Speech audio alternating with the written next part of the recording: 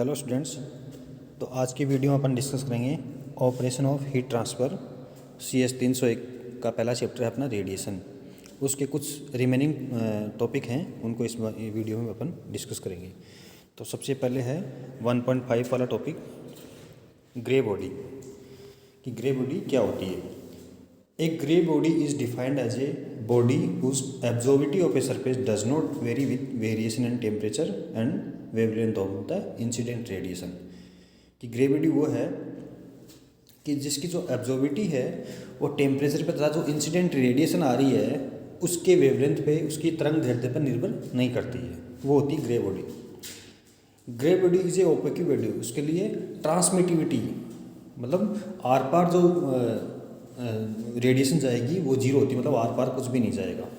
ठीक है, या तो ऑब्जर्व कर लेगी रेडिएशन को या रिफ्लेक्ट कर देगी, that is called grey body. Opaque होती है, ट्रांसमिटिविटी इसके लिए जीरो होती है। दूसरा है अपना किर्चॉफ लॉ। किर्चॉफ लॉ के अकॉर्डिंग क्या होता है, at thermal equilibrium the absorbivity alpha of a object will be equal to emissivity of the object at same temperature. मतलब कोई भी ऑब्जेक्ट है उसके सेम टेम्परेचर पर एब्जॉर्बिविटी, जितना वो रेडिएशन एब्जॉर्ब करेगा उतना ही एमिट करेगा, that is called Kirchhoff law. Alpha equal to E for same temperature. आगे अपना प्लांक्स लॉ। यह नियम सन 1900 में मैक्स प्लांक ने दिया था। इस नियम के अनुसार according to this law the electromagnetic energy emitted not continuously but by discrete portion of quants. मतलब तो इलेक्ट्रोमैग्नेटिक जो एनर्जी है वो वेव की तुलना कंटिन्यूसली नहीं एमिट होती है, कंटिन्यूसली ना होके पोर्शन के रूप में वो एमिट होती है, पोर्शन ऑफ क्वांट्स, उसके रूप में वो एक स्थान से दूसरे स्थान तक एमिट होती है, that is called Planck law. तो प्लांक लॉ का जो अपना फॉर्मूला है वो इस फॉर्मूले से दिया जाता है, E lambda equal to 2πc²h lambda की पावर -5h इंटू दिस। यहाँ पे c जो है, c जो कांस्टेंट है that is velocity of light. मतलब c जो कांस्टेंट है वो वेलोसिटी ऑफ लाइट है, 3 × 10⁸ मीटर पर सेकेंड। h है उसको प्लांक कांस्टेंट कहते हैं, उसकी वैल्यू होती है 6.62 × 10⁻34 जूल सेकेंड। k जो दे रखा है यहाँ पे k कांस्टेंट है फॉर्मूले में, that is called Boltzmann constant. उसकी वैल्यू है तो 1.38 10⁻23 जूल पर केल्विन। तो इस नियम से अपन प्लांक का नियम समझ सकते हैं। आगे है स्टीफन बोल्ट्जमैन लॉ। इस नियम के अनुसार किसी ब्लैक बॉडी के इकाई क्षेत्रफल से उत्सर्जित होने वाले विकिरणों या उत्सर्जन क्षमता का मान उसके परम ताप के चतुर्थ घात के समानुपाती होता है। कि कोई भी ब्लैक बॉडी है उसकी उत्सर्जन क्षमता क्या होगी, उस बॉडी का जितना टेम्परेचर है परम ताप या एब्सोल्यूट टेम्परेचर है केल्विन में, उसके चतुर्थ घात मतलब उसके पावर 4 के समानुपाती होगा। अगर समानुपाती का चिन्ह न हटाएंगे तो आएगा sigma. Sigma is Stefan Boltzmann constant.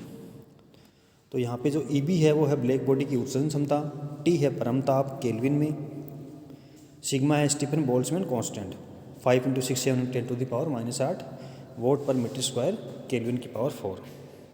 तो इस प्रकार अपन स्टीफन बोल्ट्जमैन लॉ को समझ सकते हैं। फिर आता है अपना विन्स का डिस्प्लेसमेंट नियम, wins displacement law. This law states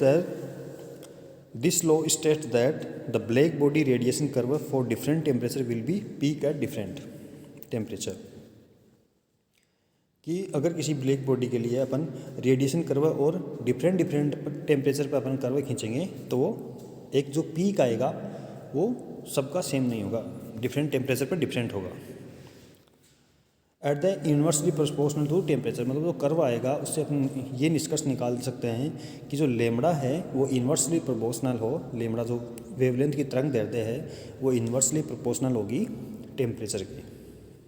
ठीक है, और लेमड़ा मैक्स जो पीक है वो होगा समानुपाती होगा 1/T, और लेमड़ा x इंटू टी क्या होगा 2997 माइक्रोमीटर केल्विन। ये फिक्स है, ये कांस्टेंट है। लेमड़ा मैक्स इंटू टी ये कांस्टेंट आएगा 2997 माइक्रोमीटर केल्विन। इससे अपन जो सन से अपनी रेडिएशन आ रही है उसका उसकी वेवलेंथ से अपन ज्ञात कर सकते हैं कि सन का टेम्परेचर कितना होगा। यहाँ पे वेवलेंथ का वैल्यू रख के टी की वैल्यू अपन निकाल सकते हैं। फिर होती है रेडियोसिटी।